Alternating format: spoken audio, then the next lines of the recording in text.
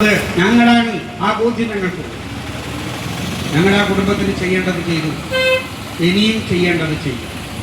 അതിൽ ആരുടെയും ശുപാർശ കത്ത് ഞങ്ങൾക്ക് ആവശ്യമില്ല.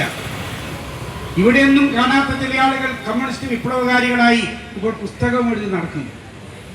നിങ്ങൾക്ക് സമാധാനമടയാം, പുസ്തകം എഴുതിയിട്ട് നിങ്ങൾക്ക് കണക്കുകൾ അവതരിപ്പിച്ചിട്ട് ആളുകളെ കള്ളന്മാരാണെന്ന് ആക്ഷേപിക്കാം. പക്ഷേ ഈ നാട്ടിൽ കമ്മ്യൂണിസ്റ്റുകാർ ഞങ്ങളുടെ ഹൃദയരക്തം കൊണ്ടുപോലും ഈ കുടുംബത്തെ അവരുടെ വേദനകളെ തഴുകിയിട്ട് അവരെ ചേർത്ത് പിടിച്ചിട്ട് മുന്നോട്ടേക്ക് പോകുന്നവരാണ്. രാമന്തലിയിൽ ഒരു രക്തസാക്ഷിയല്ല. 48ാമത്തെ വയസ്സിൽ ഒരു പഞ്ചായത്ത് പ്രസിഡന്റ് വെട്ടേറ്റ് ജീവൻ വെടിയേണ്ടി വന്നിട്ടുള്ള മണ്ണാണ് രാമന്തലി സഖാവൊക്കെ കുഞ്ഞിക്കണ്ണൻ.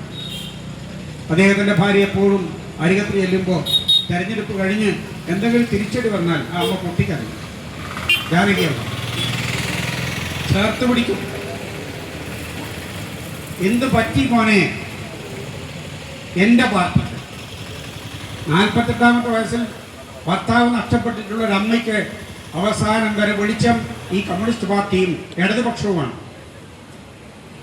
അവിടെ ഒരു രക്തസാക്ഷി കുടുംബമുണ്ട്. സുരേന്ദ്രൻ ചുമട്ടുതൊഴിലാളിയാണ്. കാഞ്ഞങ്ങാട് RSSകാർ നിഷ്ഠൂരമായി ഒരൊറ്റ കുത്തിന് ജീവനെടുത്തു പോയിട്ടുള്ള PV സുരേന്ദ്രൻ. സുരേന്ദ്രന്റെ ഭാര്യയും 2 മക്കളുമാണ്. ഞങ്ങൾക്ക് ഉത്തരവാദിത്വമുണ്ട് ആ കുടുംബത്തോട്. അവർക്ക് വീടുണ്ടാക്കി കൊടുക്കണം, അവരുടെ കുടുംബത്തിന് ആശ്വാസം കൊടുക്കണം. സുശീൽ എപ്പോഴും പറയും, മക്കള് വളർന്നുകൊണ്ടിരിക്കുകയാണ്, അതുകൊണ്ട് നിങ്ങളെല്ലാമാണ്, ഈ പാർട്ടിയാണ് ഞങ്ങൾക്ക് കരുത്തായിട്ടുള്ളത്. മക്കൾ വളർന്നുകൊണ്ടിരിക്കുകയാണ്. 2 മക്കൾ ഇപ്പോൾ വരുന്നത്, 2 ആൺമക്കൾ, നല്ല ഉശിരന്മാരായിട്ടുള്ള ചെറുപ്പക്കാർ. 2 പേരും റെഡ് വോളണ്ടിയർമാരാണ് ഈ പാർട്ടിയുടെ. അതിൽ മൂത്തവന് ഞങ്ങൾ ആലോചിച്ചു, ആ കുടുംബത്തെ സംരക്ഷിക്കേണ്ട ഉത്തരവാദിത്വം പണ്ടൊരു ഫണ്ട് കൊടുത്തുന്നതിലോട്ട് തീരുകയല്ല. ആ ചെറുപ്പക്കാരൻ ഇപ്പോൾ രാമന്തലി ബാങ്കിലെ ഉദ്യോഗസ്ഥനാണ്. മറ്റവൻ നേവൽ അക്കാദമിയിൽ ജോലിക്ക് പോകും. ഇത് കമ്മ്യൂണിസ്റ്റുകാരുടെ കുടുംബമാണ്.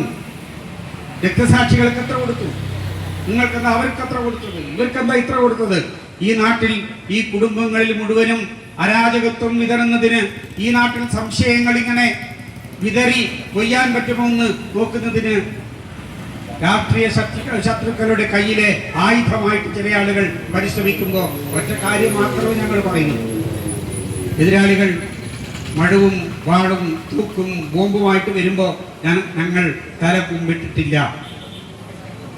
അതിന്റെ മുന്നിൽ നെഞ്ചുറപ്പോടുകൂടി നിന്നിട്ടുണ്ട്. ആ പോർക്കളത്തിൽ ഞങ്ങൾക്ക് കിട്ടിയിട്ടുള്ള ഒരടിയും ഞങ്ങൾ വാങ്ങി സൂക്ഷിക്കുകയല്ല ചെയ്തത്. അടിക്ക് തിരിച്ചടി കൊടുത്തിട്ടുള്ള പാരമ്പര്യമാണ് പയ്യന്നൂരിലെ പ്രസ്ഥാനത്തിന്റെ പാരമ്പര്യം. ഞങ്ങൾ കീഴടങ്ങാൻ മനസ്സില്ല എന്ന് ധൈര്യപൂർവ്വം പ്രഖ്യാപിച്ചവരാണ്. ആ പ്രഖ്യാപനത്തിന്റെ വഴിയോട് തന്നെയാണ് ഇപ്പോൾ ഞങ്ങൾ പോകുന്നത്. നിങ്ങൾ എത്ര തവണ ഞങ്ങളുടെയൊക്കെ തലയെടുത്തു? നിങ്ങൾ പയ്യന്നൂർ പട്ടണത്തിൽ ഞങ്ങളെയൊക്കെ ഇത് ഇപ്പോൾ കൊല്ലും, നാളെ കൊല്ലും, മറ്റന്നാൾ കൊല്ലും എന്ന് പറഞ്ഞിട്ട് എത്ര ജാഥ നടത്തി? ഈ പ്രസ്ഥാനം കീഴടങ്ങിയോ? കീഴടങ്ങാൻ മനസ്സില്ല എന്ന് തന്നെയാണ് അന്നും ഇന്നും ഞങ്ങൾ പറയുന്നത്. ഈ പ്രസ്ഥാനം കൂടുതൽ ശക്തമായിട്ട് മുന്നോട്ടേക്ക് പോകും. അതിന്റെ കരുത്ത് എന്ന് പറയുന്നത് ഞങ്ങളുടെ ആരുടെയെങ്കിലും മസിൽ പവറല്ല, മറിച്ച് ഈ നാട്ടിലെ ജനങ്ങളുടെ ജനസഞ്ചയങ്ങളുടെ ഐക്യദാർഢ്യത്തിന്റെ മസിലാണ്, കരുത്താണ് ഞങ്ങളുടെ കരുത്തായിട്ട് നിൽക്കുന്നത്. ആ കരുത്തുമായി ഭാവിയിലും രാഷ്ട്രീയ പോരാട്ടത്തിൽ ഉജ്ജ്വലമായിട്ടുള്ള വിജയം നേടി ഇടതുപക്ഷ ജനാധിപത്യ മുന്നണി ഈ കേരളത്തിൽ തുടരുക തന്നെ ചെയ്യും എന്ന് പ്രഖ്യാപനമാണ്.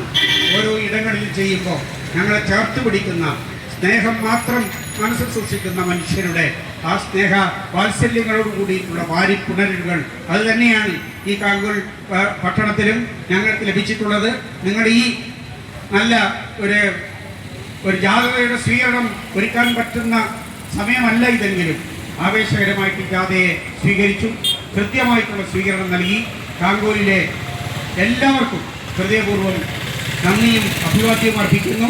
ഈ പോരാട്ടം കൂടുതൽ ശക്തമായി മുന്നോട്ടേക്ക് പോകാൻ നിങ്ങളെല്ലാവരും ഒറ്റക്കെട്ടായിട്ട് മുന്നണിയിൽ ഉണ്ടാവണമെന്ന് അഭ്യർത്ഥിച്ചുകൊണ്ട് ഞാൻ എൻ്റെ വാക്കുകൾ ഉപസംഹരിക്കുന്നു.